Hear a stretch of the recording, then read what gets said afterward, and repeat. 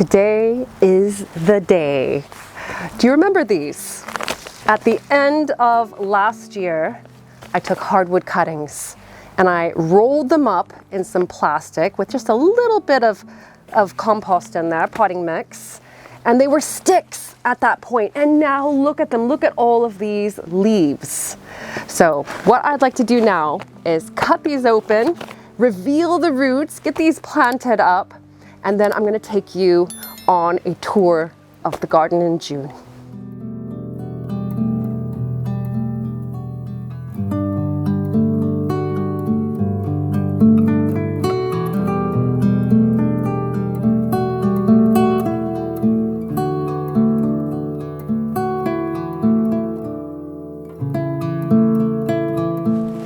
Let's begin with the red currant. I've already had a look at and replanted the black currants, and they are growing on, and I have high hopes for the red currant as well. I only have one other bush here in the garden, so this will be really useful in increasing the number of plants I have. Oh, just look at that. Just as in the case of the black currant, there are some really good, healthy roots here. They are growing into one another, but it's very easy just to gently tease them apart.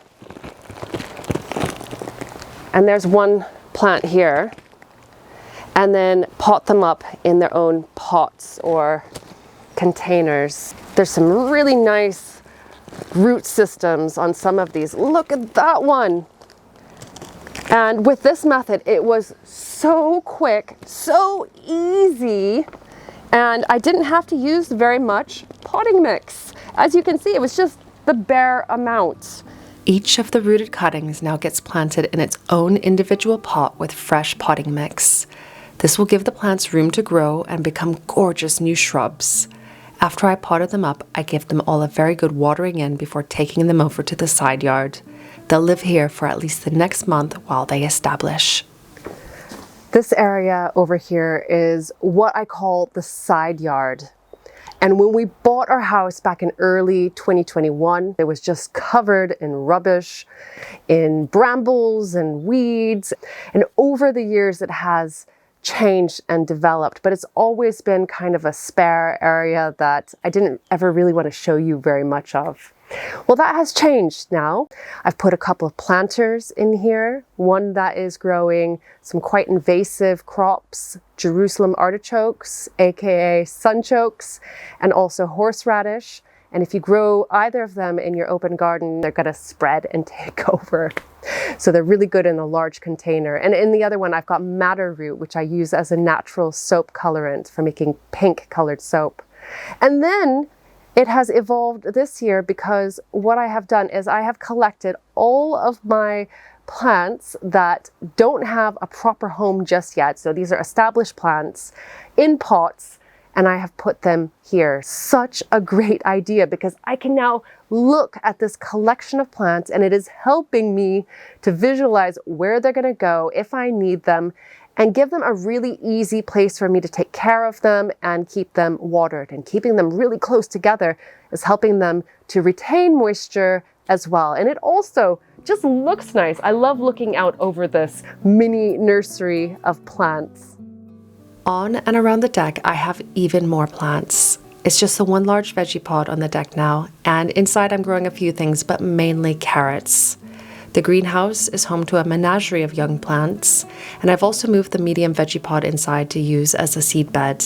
The deck also features some new terracotta pots that I only bought and filled last week. The 2 patio apple trees and bay will love the extra root space. I live in a place that is always green. It is a rare summer that you look out over the hills and you see any brown, really. And the reason that it's so green is because it rains here a lot, and also because the temperatures don't really get that warm. And so this polytunnel, this polycrub, is my fail-safe in case we get a really cool summer. And I suspect that we might have that this summer. It's just been so wet and gray and dull. But inside here, I can grow everything that I want.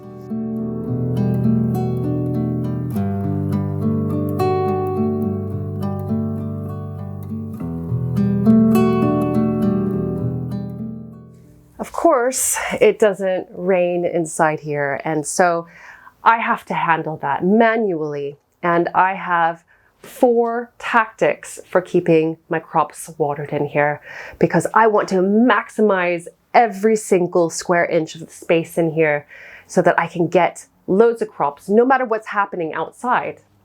So what I do is, first of all, I do manually water these beds, and I do it relatively often, maybe once a week, twice a week if it gets really dry. I also have oyas, 2 different sets of oyas. The first one is here in front of me, and these are just terracotta pots. I've plugged the bottom of them, and I have a plastic lid on top, and I've used them here in this middle bed because I think it's going to be easier than using the thirsty earth oyas because I don't have space for a large water reservoir at the bottom of this bed. And the way that these work is that they leach moisture through the walls of that unglazed terracotta. It doesn't go very far, maybe a couple of inches around each pot, but these tomatoes and peppers and the other plants growing in these raised beds, they will sense that moisture and grow their roots towards the source and be able to take advantage of it. The other type of oya that I use are these thirsty earth oyas, and these are in the United States. They're not easy to get in Great Britain, the Isle of Man, but if you are in the States, these are a fantastic option. So they are purpose-made little cups. You bury them in the soil, and I have them throughout this bed and the other one. And they hook up through irrigation to a large tank here at the back, which I just have to fill maybe once a week, once every 2 weeks, and it keeps moisture as a little reservoir down the center of this bed. So again, any of the crops that are growing here can sense that moisture, and if they are water stressed, they just grow towards that constant moisture and are able to access it. And so I never have to worry about my crops drying out in here, no matter how hot it gets. I have a discount code for these, and I will pop it up on the screen and down in the video text description. So if you want to get these Thirsty Earth automatic oyas, definitely make use of that. And I'll put a link to where you can find them down below as well. I don't tend to feed my crops, although I am this year, especially the ones here in the middle bed, because I have not put any compost as a mulch on the surface, which is usually the source of nutrients that my crops use, and it's all you really need. But I have been using this product. I was gifted it in February. We'll see how it does. And I have been putting it into water and then feeding the crops, especially here in the middle, like this zucchini, once a week. And this will not only help to keep crops hydrated, but it has loads of nutrients in there. There have been several big jobs in the main garden this spring, and one of them has been changing out the wood chip paths. Wood chip breaks down into compost over time, and you need to reapply it to keep weeds from growing in your pathways.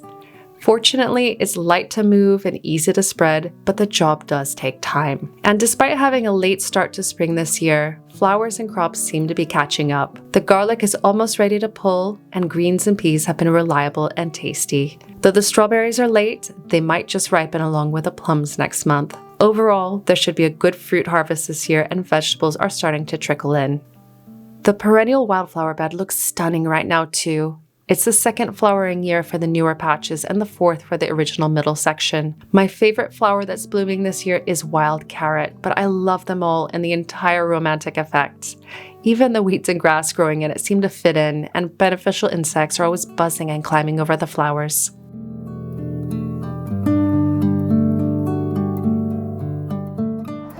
Do you remember this area? It was just a few months ago that I cleared it and I prepared it. I planted all of the bedding plants around the edge. There are violas. And then I sowed a really inexpensive Cottage garden seed mix right through the middle, and it is just now starting to bloom. We've got cornflowers, including a pink one. I've never seen that before. Calendula. There's tons of others that are just about to bloom, and it was really easy, relatively quick to do, and cheap. It was just really the cost of the bedding plants and that box of seeds. And so if you are looking for something that is going to attract pollinators, that is going to be inexpensive and just pretty up your space, giving it a cottage garden feel, then I would really recommend something like this. I have officially given up on my original raspberry patch. There's been a disease affecting the plants, and so I dug out all of the raspberries and broke up the clay soil while I was at it. I then planted it with dahlias and other ornamentals, and they seem to be growing well. The little weeds that have been popping up from the soil have been reminding me of why I'm a low dig gardener though. I need to mulch this bed pronto.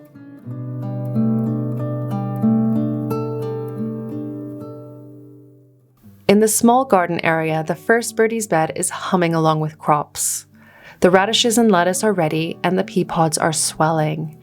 It's still a while for the carrots and onions, but they'll be ready before long. Intensively growing crops in a single raised bed helps to increase yield, reduce weeds, and make gardening in small spaces quite exciting. The plan for this birdie's bed is a little bit different. I'm going to be focusing on late summer crops. And there are a few things already in here. In the corner, the chives, I put that in weeks ago. And you can harvest chives right through the spring and summer if you keep it trimmed back and encourage new growth. But here down the middle, we've got a couple of things, and I think you might be surprised. This in the middle, this is going to be the feature, and it is a vertical feature, as you can guess. And at the base, there's a zucchini plant, a courgette. And you can actually train them to grow vertically if you give it something to grow on or to lean against. And so I have this trellis here, but if you wanted to replicate this, you could use sticks and string. And so I will be encouraging it to grow vertically. That will increase airflow, hopefully reduce powdery mildew, and I'll be able to harvest crops from the center area. It will also free up a little bit more space around it. And a crop that you would normally grow vertically, I have actually growing as a dwarf bush type. These are green beans or French beans. There are 3 purple varieties, and then one is green. It's Faraday, which is a lovely green bean. And so they should fill this space here in the center. And I love growing it here in my garden because it is quite windy, and so really tall plants do struggle outdoors. I have not yet put anything in here in the front or here in the back. I am waiting until after the summer solstice. And that's because a lot of plants and a lot of crops are very aware of how many hours of daylight we have, and they can sense if it's actually increasing or decreasing, and they use that to schedule when they're going to go to seed. And so if you wait until after the summer solstice, as the hours of daylight starts slowly diminishing, then you can grow crops like pak choi and other green Asian vegetables and winter radishes without the fear of them bolting. And so that is my plan for next week. I just want to say thank you so much for joining me this time. And the garden has been quite a challenge this spring, I will have to say, but I am getting it under control, and I'm getting there with what I want from it. And I hope that you are able to take away some ideas as well. Thanks again, and I will see you in the next video. Bye for now.